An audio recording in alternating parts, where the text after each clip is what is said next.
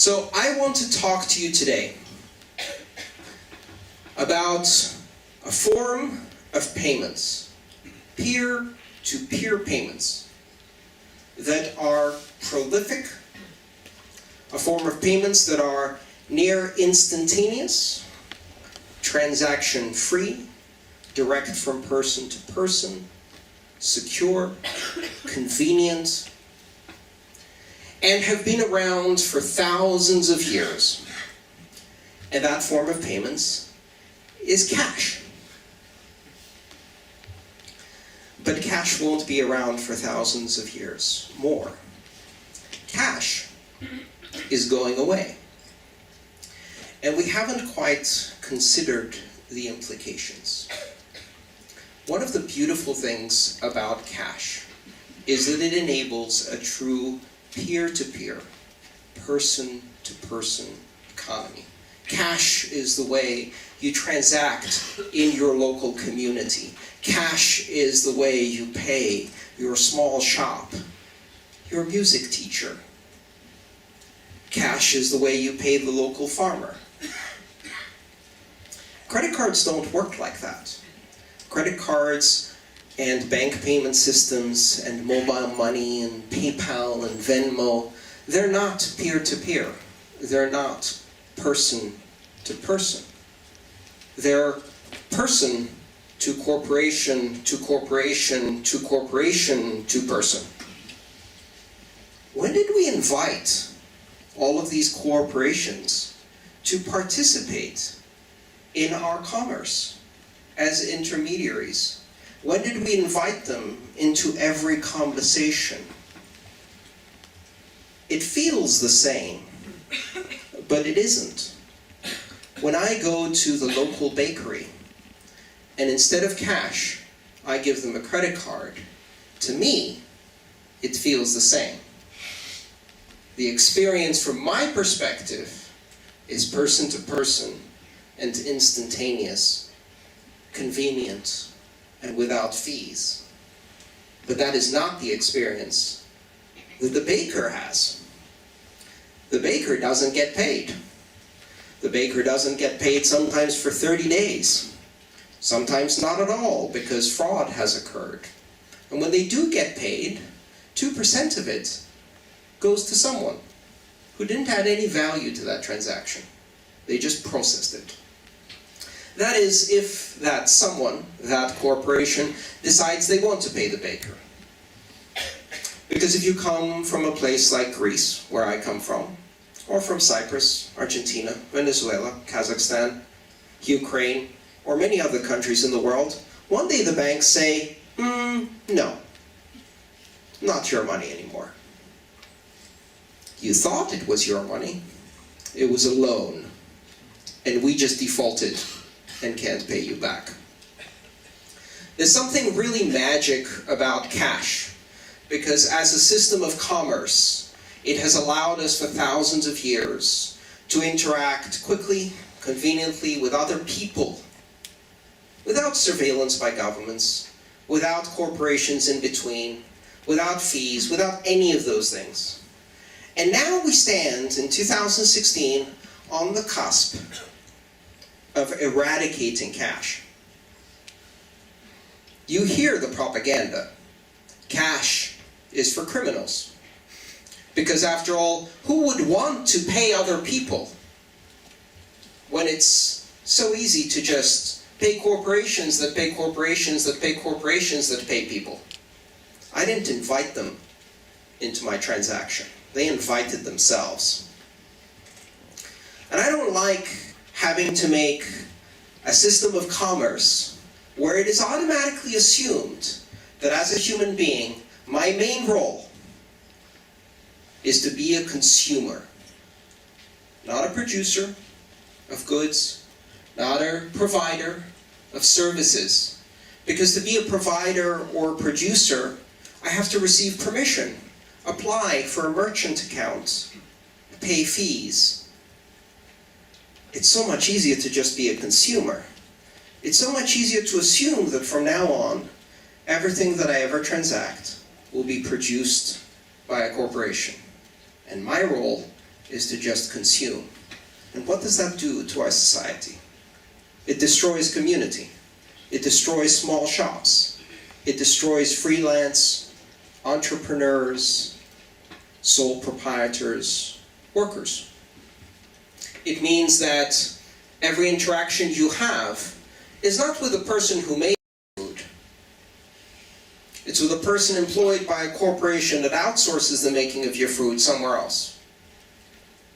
And when I bought meat from my butcher, if one day my butcher put wood chips, sawwood, fiber into my meat, I would go back and I would go,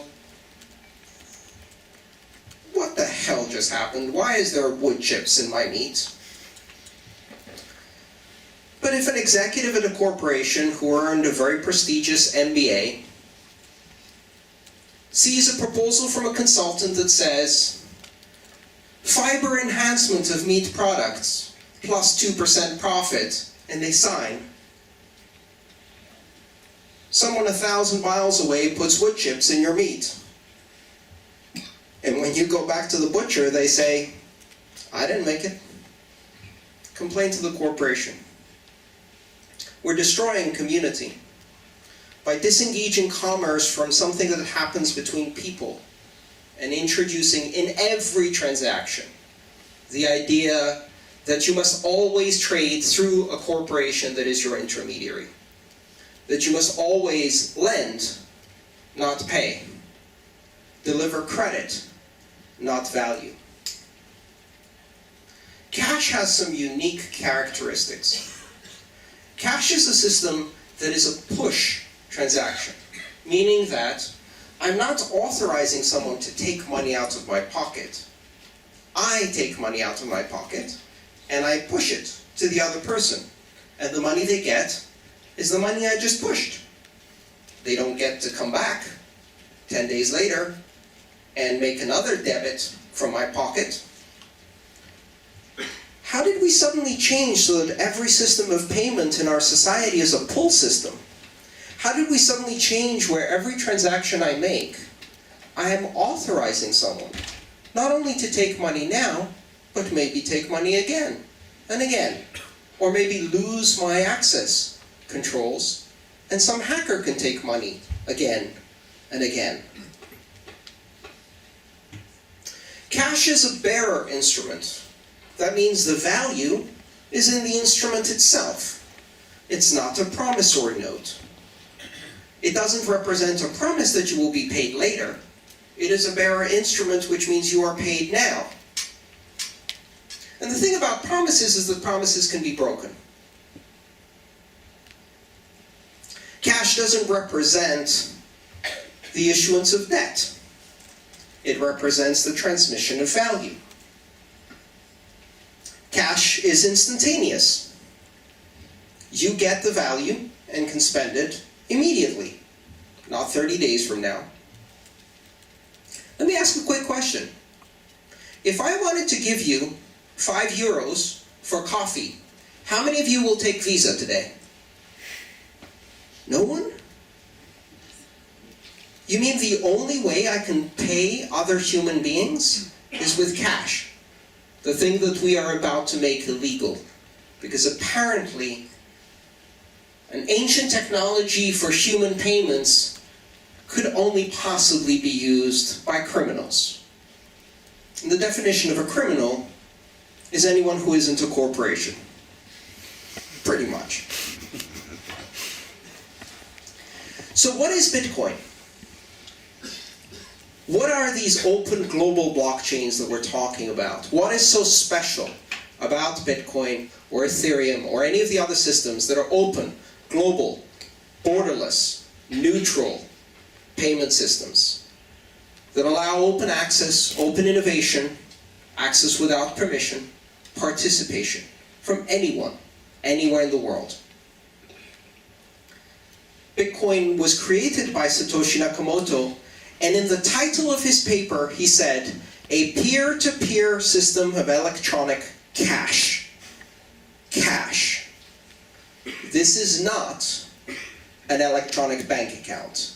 This is not an electronic bank. This is not a digital credit card. This is not an electronic payments network. This is electronic cash. And it has all of the unique characteristics of cash that make it so precious. It is peer-to-peer. I can pay anyone in this room €5 equivalent in Bitcoin, like that. Not peer to corporation to peer, person to person, directly. I can engage in trade with every person in my community, directly. When I pay someone, it is a push transaction, which means that they receive the value immediately, and they cannot charge me again for more value later. They have no access or authorization to my account. I didn't transfer access. I transferred value, a bearer instrument. That transmission happens near instantaneously. You can spend a Bitcoin transaction 5 or 10 seconds after I send it to you. It happens for almost no fees at all, just a few pennies, just to cover the network cost. And it allows us to do everything that cash has allowed us to do for thousands of years. Oh, except for one thing. This form of cash, I can send to Kuala Lumpur in 5 seconds. Why? Why the hell not? Because I want to. I can send it across borders. I can send it to a farmer in Kenya, to a fisherman in Indonesia. I can send it to someone in South Africa. Why? Why the hell not? It's my money. I want to trade with the world. I am a citizen of the world. And with a form of electronic cash, I get all of the benefits of cash, plus I can email it across the world in a few seconds. Bitcoin is a very important technology because it enables us to re-engage with the concept of using money as a form of payment between people, not corporations. It allows us to engage in commerce without surveillance, without corporate interaction, without blocks on my accounts, without freezes and fees and compromises and theft and corruption. It means that my money is not sitting in a bank being reloaned to some war criminal somewhere using it to bomb some country. It's my money, not somebody else's money. It's not a loan without interest to the banking system. It's my money. It's cash in my pocket. This is an interesting principle. Really, the idea that you can bring money back to 3 basic core principles. Liberté, fraternité, égalité. Thank you.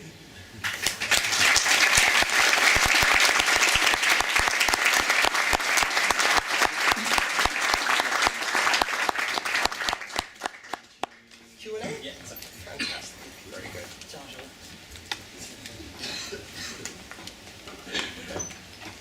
So we'll do some questions and answers.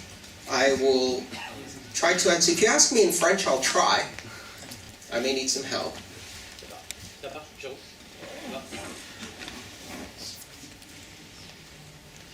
This is a very wide room.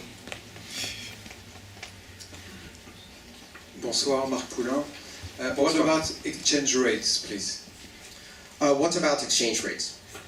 Yeah, because I'm not familiar with Bitcoins. And, okay, so Bitcoin works exactly the same way as every other currency works, which means that Bitcoin is traded on international markets. It's traded at the moment against probably 35 to 40 different national currencies in real time and directly. But it's also affected by fluctuations between those currencies indirectly. So it's pretty much exchangeable for anything. If you can trade into 34 currencies, you can trade those into anything else. The exchange rate is defined by market dynamics, supply-demand. Just like, one day you wake up and the British pound is 6% lower. Well, sometimes that happens in Bitcoin too. Actually, this year it's been the most successful and stable currency. So it depends on the time of year you find it. You have to understand that Bitcoin is still a very small currency in terms of the fact that Bitcoin is a global currency from day one, but it's only $10 billion in size. So as a result, it has more volatility than many of the currencies you are used to. So more volatility than the euro. But what we've seen over the last 7 years is that gradually the volatility is reduced over time. As it gets bigger, more stable. Yes? We have one question over here. I'll get right back to you. Yes? Hi, Andreas. Hello. It's a bit surreal for me to actually see you in person. Around 5 years back when I first got into Bitcoin and blockchain. Your book, your articles, and your videos were a major source of information for me. Thank you. And I owe you, and I'm sure I speak for other people over here as well, a big intellectual debt. Thank you. Speaking of debt, in the context of moving towards a cashless system, I think what we're seeing today is a certain kind of an impasse in which you have the possibility of creating private cashless systems and public cashless systems, meaning fiat versus private systems. Yes. So private was, explored by Hayek, for example, in denationalization of currency. And I'm kind of trying to understand how can we reduce debt, because from macroeconomic perspective, that's the big problem that we have today, excessive amounts of debt build up. Mm-hmm. Which do you think is the better way to go? Should we go towards reducing fractional banking by having 100% reserves, which would be, if you have public money issued on a blockchain, for example? Or should we go towards private issuance of currency in order to contract the build-up of debt? And that overhang, of course. I think we're probably going to see both things happen, but they won't be precipitated by Bitcoin. They'll be precipitated by a fairly catastrophic collapse in debt. And that will happen simply because no one can pay. The bottom line is everyone's bankrupt. And when everyone's bankrupt, you can keep dancing around the chairs and pretending that you're not. And then the music stops and someone's left standing, and then the whole thing comes down. I think we're living in an unprecedented time where you have 24 central banks that have set interest rates to zero, debt through the roof. We know how this was resolved in the past. We remember those events, commonly as World War I and World War II. That's how we resolved debt in the past. I'm hoping this time we find a slightly better solution. But the bottom line is debt is the big problem. Bitcoin is the little thing in the corner, and it's not going to solve anything right now. It may allow some people to escape some of the ravages of debt and currency crisis. It already is doing that for a tiny, tiny fraction of the population in places like Venezuela and Argentina and Greece and Cyprus. But again, tiny, 0.001%. That's not going to save anyone. And so really that's a question for economists, and it's outside of my particular area of expertise. I think it's a very bad situation. Over there. Yes. Hi Andreas, thank you very much for the great speech. Thank you. I have a question about governance, Bitcoin governance. Mm-hmm. I would like to know your point of view about establishing a fee market for Bitcoin, because I'm very concerned about a transaction being very easy for poor people and having very low fees for transact money over the world. And I know that there is a portion of the community that want to establish a fee market for Bitcoin that could raise actually fees for transferring money, transferring Bitcoin. I want to have your point of view on this subject. Thank you. So there is a fee market for Bitcoin now. There has been a fee market, and that fee market was not important until we reached the point where capacity was critical. And fee markets don't matter if you have unlimited capacity. And once you reach a point where capacity is constrained, then fee markets come into play. Fee markets are not a choice. Fee markets are not, hey, should we do a fee market or should we not do a fee market? Markets happen. And you can say, don't do a market, and markets will happen anyway. So fee markets will happen, and if you don't make a primary fee market, people are going to build a secondary fee market by using up all of the space and then reselling it in a fee market. So fee markets will happen whether you like it or not. The question is, how do we create the possibility of fulfilling transactions at much greater volume for people who can't afford the current level of fees, or if it continues to rise? And the answer we seem to be arriving at is through the use of layers above Bitcoin. So secondary and tertiary layers above Bitcoin, the most promising of which at the moment is the Lightning Network, which is a system of bidirectional payment channels that are established with settlement into Bitcoin, which allow a much, much higher rate of transactions, millions of transactions per second, in the order of millisecond latency, and very, very small fees. So those would enable not just micro transactions, but what I like to call nano transactions. So very, very small transactions with very, very small or no fees. And then if that gets used, we're going to have capacity problems, and then we're going to have to find another scaling solution, and if that gets used, we'll find another scaling solution. We'll keep doing that for 25 years. We'll be as successful as the internet has in terms of continuously evolving to scale to the new applications. The problem you've got to understand, and this is something that most people find difficult to understand, the blockchain platform, specifically the Bitcoin blockchain, which is the highly secure, very robust decentralized platform, is a very valuable commodity for applications. So if you have zero fees, then everybody uses it to back up their computers directly onto the blockchain. Why not? Like, I would back up my computer. I dump gigabytes on there. Great, fantastic. It's replicated internationally. There's an entire reward system to make sure that everybody keeps my data backed up forever. And it's free. So what would happen? We'd use it to its full capacity. The fees make sure that it's not economical for such uses, which restricts its use a bit. But if you increase the capacity of the blockchain, the applications would expand to fill that capacity. So applications on the Bitcoin blockchain behave exactly like a gas. Do you remember physics? Gas always expands to fill the container.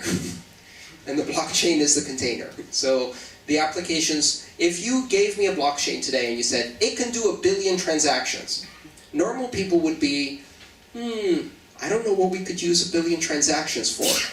Computer engineers would be, I wonder what I could use 1 billion transactions a second for. I know, and then write an application that does exactly that. I once had someone ask me, do you really need a gigabit connection at home? Yeah. I'm a computer engineer. You give me a gigabit connection in 24 hours, I have it pegged at 1 gigabit up, 1 gigabit down, full time.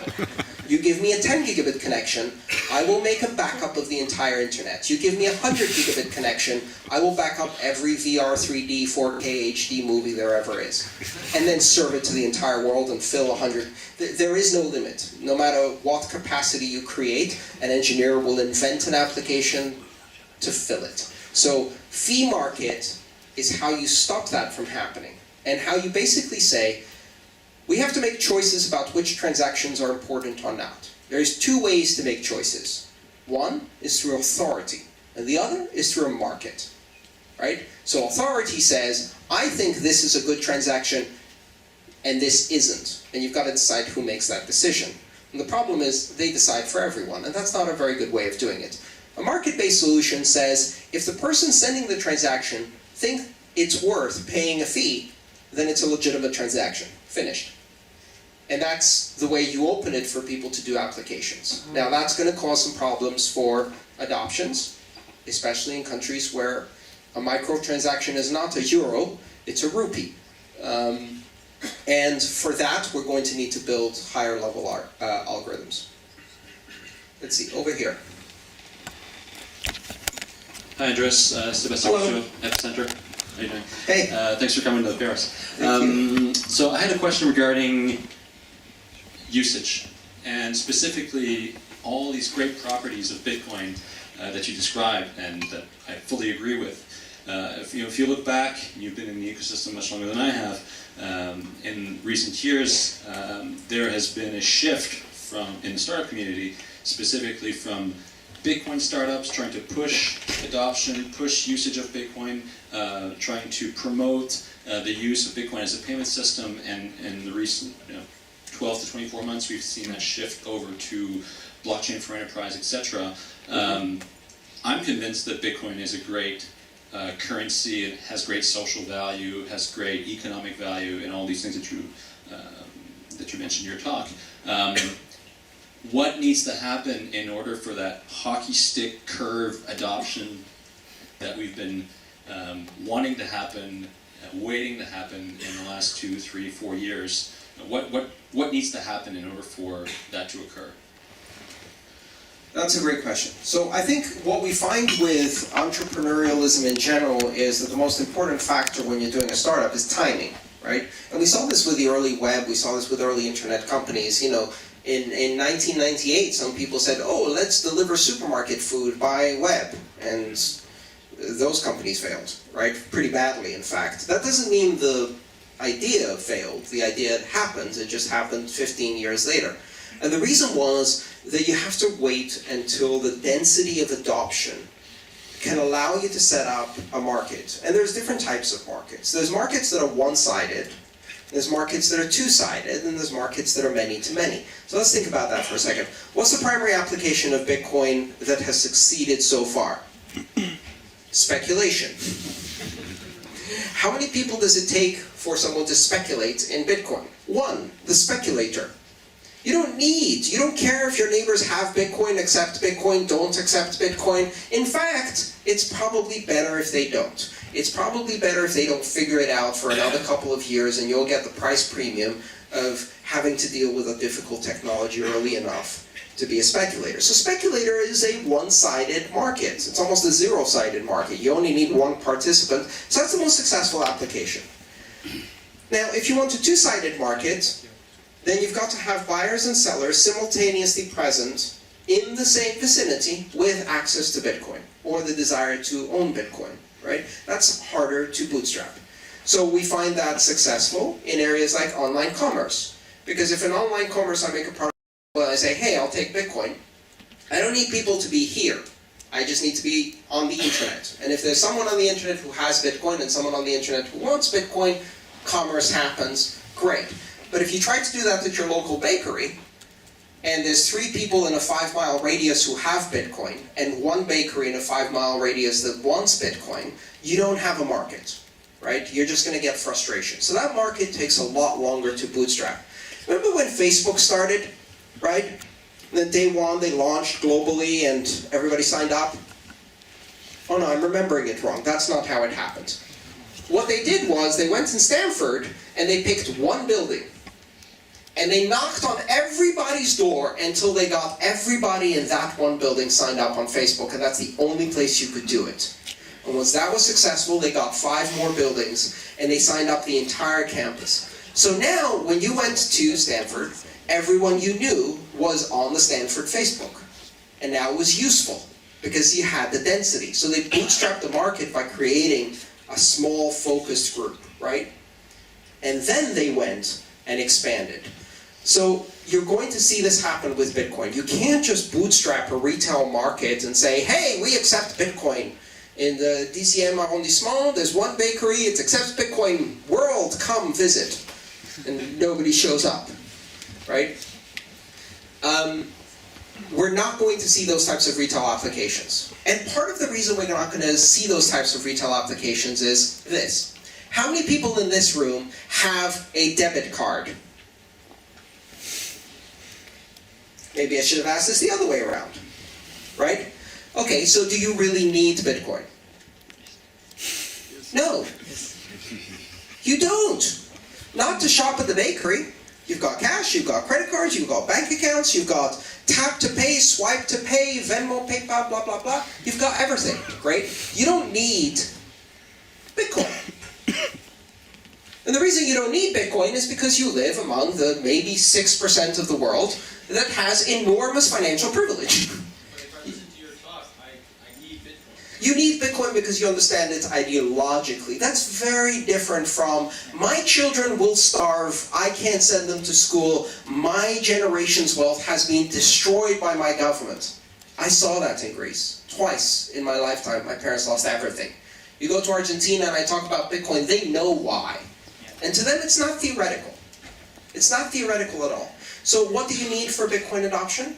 Well, you need to be needed. You need to have applications that are needed. And the basic form of paying is an application that is needed by 4.5 billion people around the world who have very little access to banking and can't do cross-border transactions, and I don't think any of them are in this room. Right? Now, that's the majority of the human population, but it's going to take a decade to bring this technology. Do you need Bitcoin if you live in a country that's suffering from hyperinflation, if there's a banking crisis, if there's currency controls, if you're trying to get your money out, if your government, occasionally throws people out of airplanes because they disagreed with them? Yes. All of these things happened in Argentina in the last 20 years. They get it. So we're not going to see the bootstrapping of Bitcoin for retail payments among affluent, connected, banked people. First, we're going to see many of the unbanked dealing with some of the difficult problems they have. In my opinion, the biggest application today, other than basic infrastructure, exchanges, wallets, transfer systems, internet service providers for Bitcoin, basically, the equivalent. Other than that, the biggest application today is remittances. So remittances means if you're an immigrant and you're sending money home and Western Union takes 9%, plus 3% on the exchange rate spread, plus another 5% on the destination in taxes, fees, and transmission, then you need Bitcoin. Then Bitcoin is the difference between you keeping 15% of your money, right? That's a tax on poverty. That's a tax on immigration. And so that's an area where people will go through the most ridiculous steps. You tell them, listen, it takes 26 steps to set up a Bitcoin wallet and you have to read this very complicated manual and you won't understand any of it. And they go, yeah, for 15% of my wealth? Sure, I'll do it, right? Now, if you tell someone in Paris, listen, next time you go buy your morning cafe and croissant, instead of just going tap, woo, with the Apple Pay, read this 26-page manual, go through these 70,000 steps, and then you'll have Bitcoin, and the world will be a better place, and like you're crazy. So we have to understand who the audience is. And the audience is very difficult to see from this perspective, because we assume that people have these things. The truth is, 2.5 billion people in the world have zero access to banking. They live in completely cash and barter-based societies. 4.5 billion people have very limited access to banking in a single currency with no ability to send or receive money across borders or with very expensive fees and very difficult requirements. You go to the United States, 18% of the population has no bank account. That's 60 million people. You'd think it was less. Many of those are undocumented immigrants. Others are poor people who lack documentation. Others are people who simply, if they try to walk into the bank, they'll probably be arrested because of how they look, right? If you're homeless, if you're illiterate, if you're completely uneducated, you walk into a bank, it's a terrifying place. You're not going to be able to figure out all of the ways to open a bank account. That's 60 million people. In this country, it's actually a bit higher than 18%. But you go to places like the Philippines, Indonesia, or Brazil, you're looking at 75% unbanked, right? So that's where Bitcoin is going to succeed, in my opinion. All right, let's call it this side for questions. Over here. You've been talking about the need for Bitcoin, and so that's the demand side. What are the plans to make the supply of Bitcoin grow until it satisfies those 80% of people who are bankless? Because 10 billion in value is less than 1% of 1% of the need. I'm talking only about physical needs. Right. So Bitcoin's monetary policy is very specific. It's designed to simulate precious metals. So it's a system of a restricted supply without fractional reserve, right? It's a fully backed currency where you have 21 million coins is the maximum that will ever be created. Now, if you hear that, you say 21 million coins, how can you possibly fit a world economy in that? the point is Bitcoin is not a traditional currency, it's a programmable currency. And that 21 million is subdivided by 8 decimal points, which means that you have 100 million smaller units in every Bitcoin. So one Bitcoin has 100 million Satoshi, which is the smallest unit you can have. We can divide it even further than that. So you can cut it into smaller and smaller pieces. So if you talk about it in terms of 21 quadrillion monetary units, 21 quadrillion monetary units could fit the world economy as it is today, right? With a value of 1/10 of $1 approximately per unit for 21 quadrillion. That would give you $210 trillion, or do the math. But if you just decide to cut it up, it would create some form of other inflation in reverse. Well, in reverse, exactly. So if you cut it up, what happens is that you have a deflationary effect. So you have a relatively fixed supply with increasing demand. What that does is it drives the price of the currency up. And so deflation is a very scary thing, especially if you're an economist. And the reason deflation is a scary thing is because in classical economics, we now deal with currencies that are fractional reserve, right? So what are the conditions under which you have deflation in a fractional reserve currency? So you have a government that has the ability to create infinite supply. What does it take for the demand to so far collapse below the supply that even infinite supply creates deflation? And the answer is simple. You have to have a catastrophic collapse in demand. Not just a recession, a full-blown depression. So whenever you see in systems of money where you can just keep printing money, right? Inflation is a problem. Deflation is not a problem, right? Because if you can keep printing money, someone's going to spend it. That's not the problem. Why would no one spend it? Because the economy has collapsed completely. So the only places in the world where we see deflation as a monetary phenomenon are places where you have a catastrophic collapse in demand.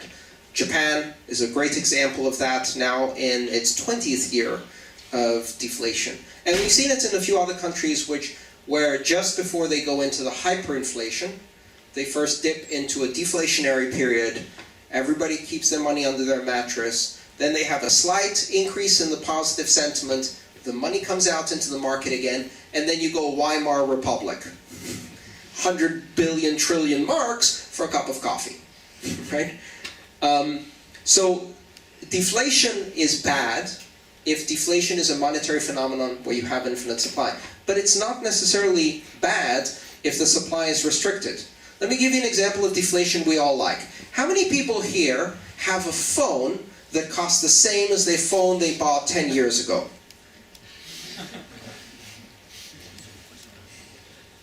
How many here have a phone that's less expensive for the same capabilities as the phone they bought 10 years ago? We all do, right? So you get 10 times more processing power, 10 times more memory than 2 years ago. Yes?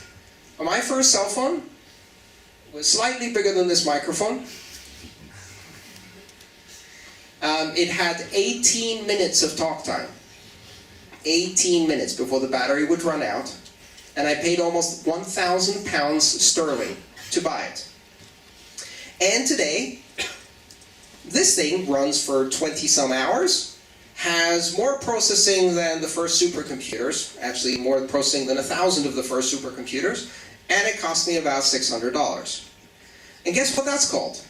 Deflation. That's deflation in action. That's where my money buys more product, has more value, in a market where you have deflation. Deflation is great. With laptops, we love it. With falling prices for products, we love it. For businesses that are efficient, we love it. When deflation is caused not by a collapse in demand, but by improvements in efficiency and constrained supply, we love it. So deflation is not really necessarily a problem. But on the other hand, we don't know. One of the things we see in cryptocurrencies is there's a lot of competition for the monetary model. If you don't like Bitcoin's monetary model, you can find others that have different models with higher levels of inflation. the monetary policy is a very interesting characteristic to me, because in a world where every other currency is printed to infinity, this is the only one that isn't. So that's a good thing. At least it's a different thing, so it's counter-correlated.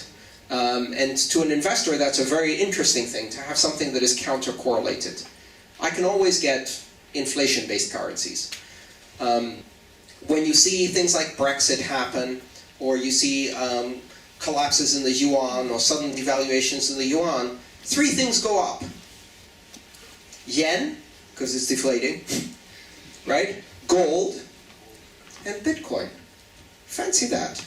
That's a weird situation going on in monetary politics, because everything else is moving in the same direction. And the only three things that are moving in the opposite direction, Japanese yen, gold, and Bitcoin. So I'm not an economist. Again, I'll disclaim that, and hope I covered a bit of that. All right, on this side, yes. Hi, Andreas. Hello. I'm Adrien, nice to meet you. Adrien? I would like to know what do you think about hard forks as a way to evolve protocols in blockchains?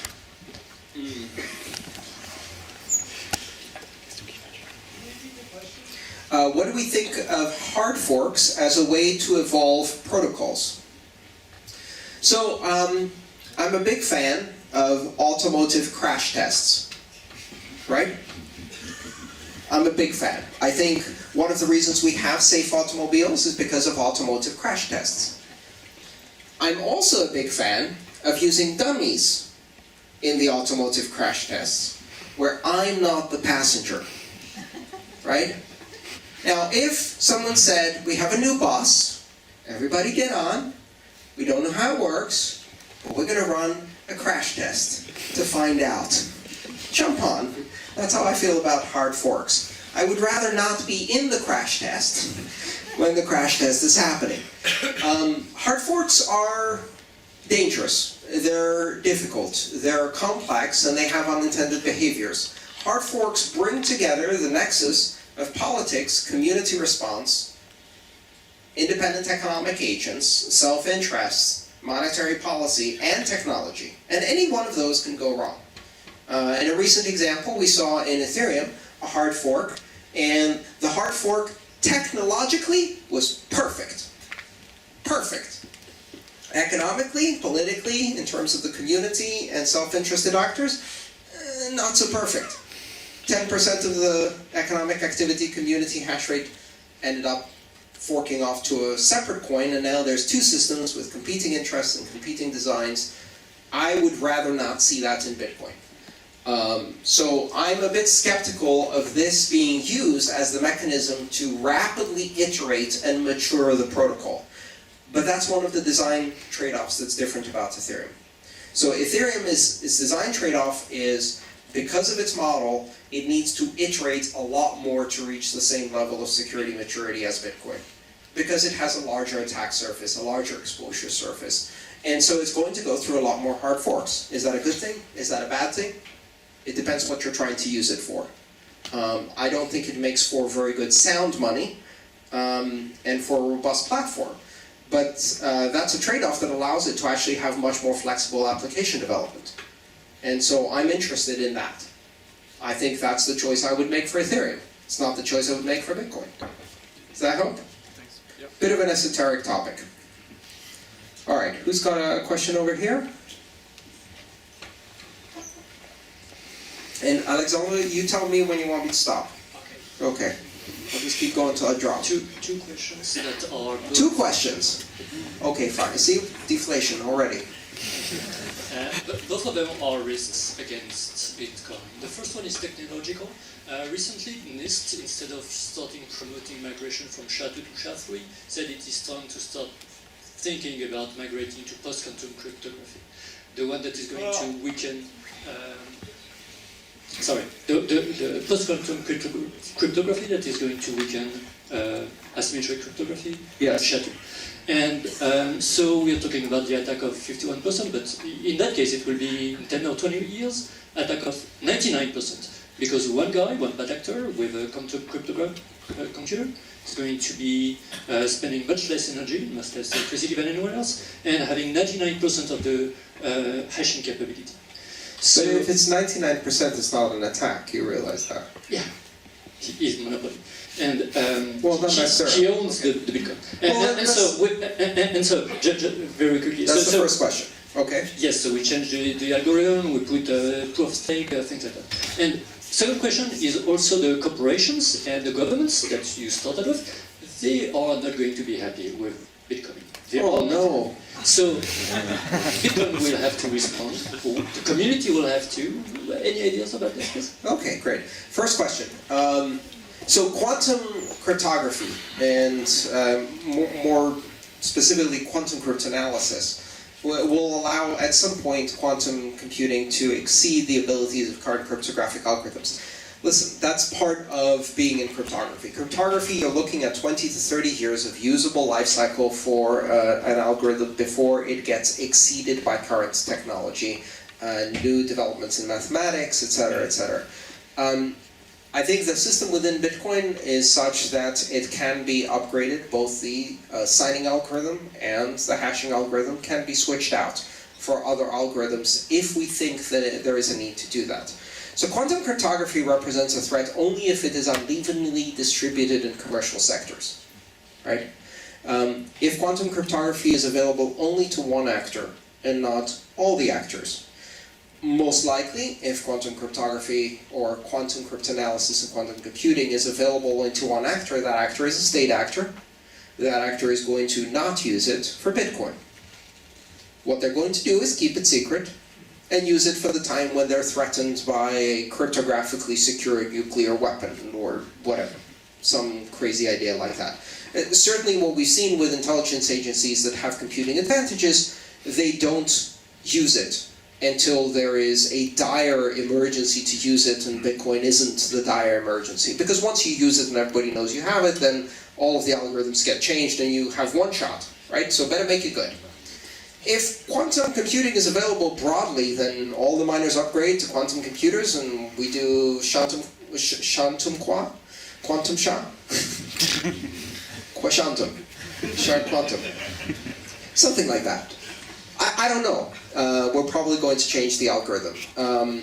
If there is enough availability of quantum computing that 99% of the mining capacity switches over, the chance that that's going to be controlled by one person is pretty slim. In fact, what you're going to end up doing is just switching everybody to running SHA on quantum computers, and then it's just the same as when we went from FPGA to ASIC.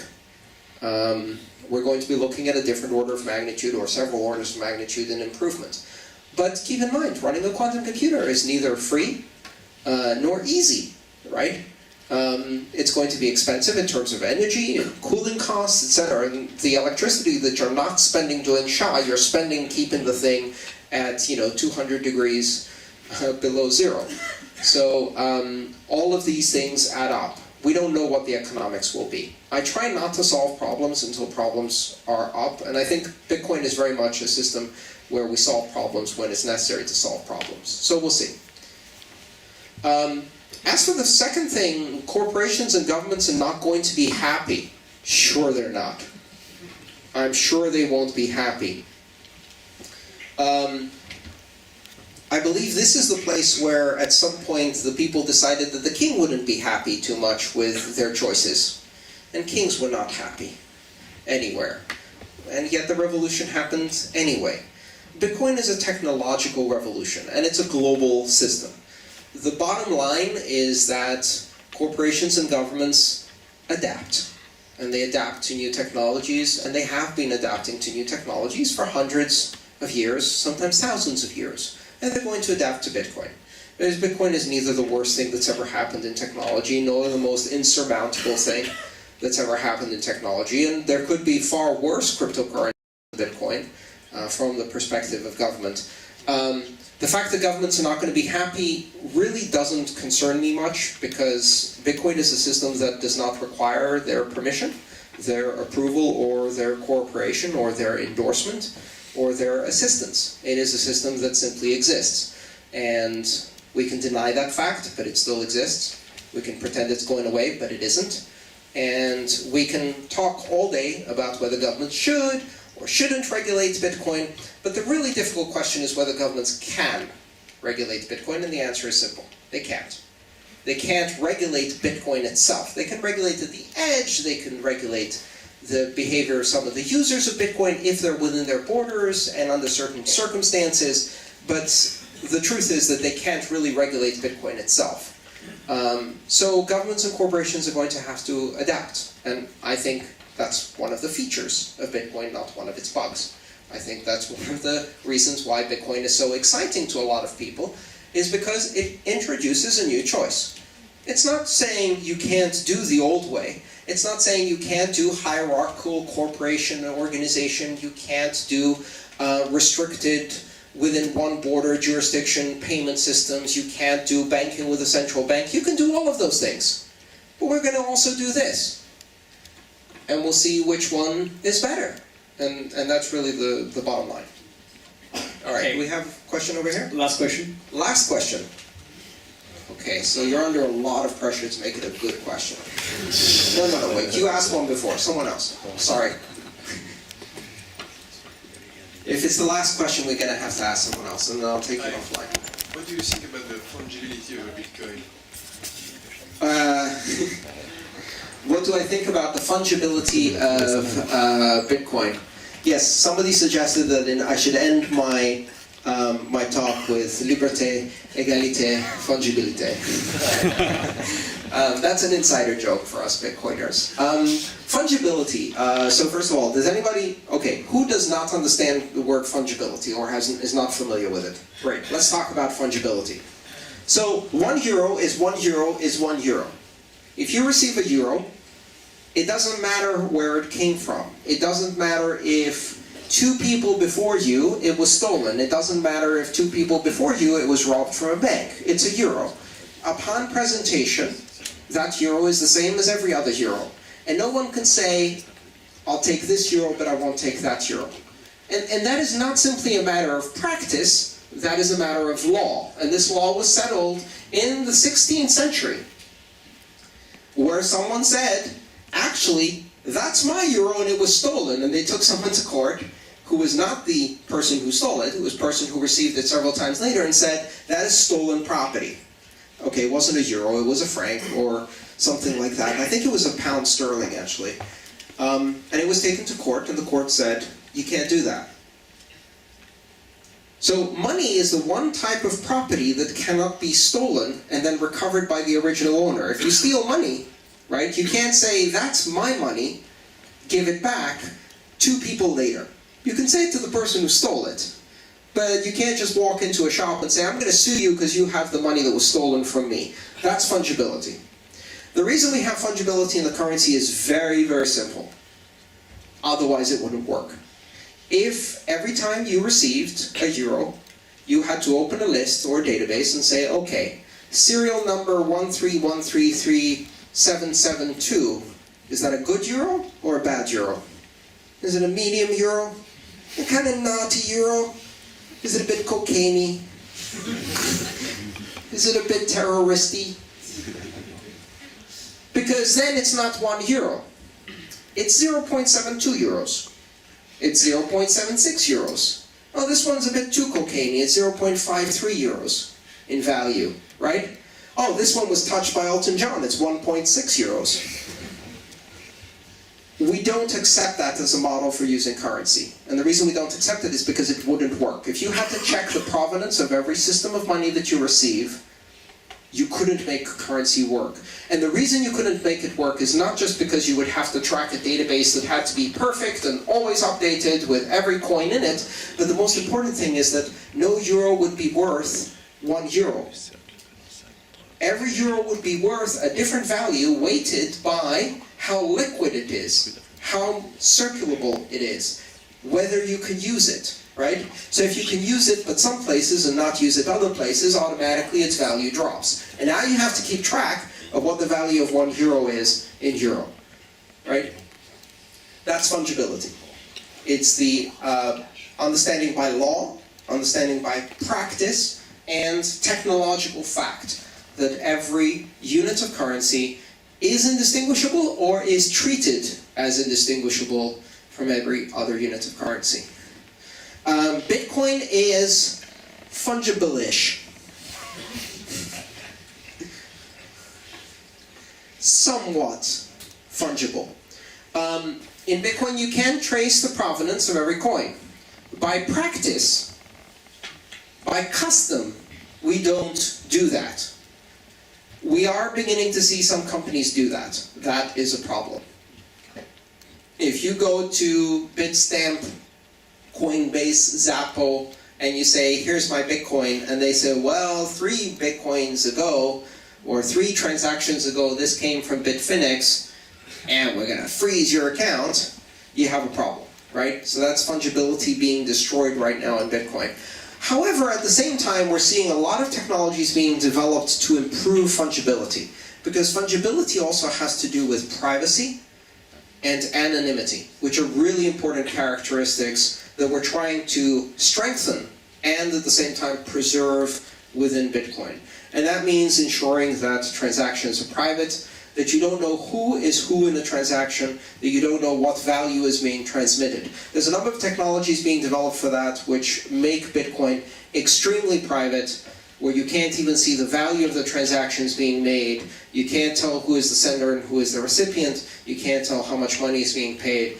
And it really fixes fungibility because you simply can't track coins from one to another. And this is the point where most people go, but what about criminals? But what about drug dealers? But what about terrorists? Aren't they going to use this to do that? Yes. They're going to use this to do that.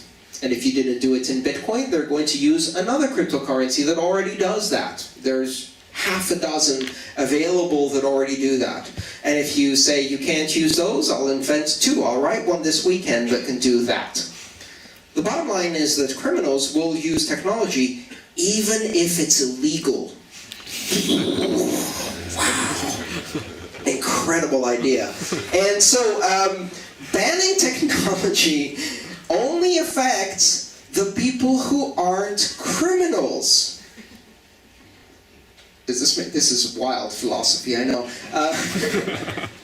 So you can't actually ban technology, especially open source technology, because the only people who will be affected by the ban are the innocent and the idiots.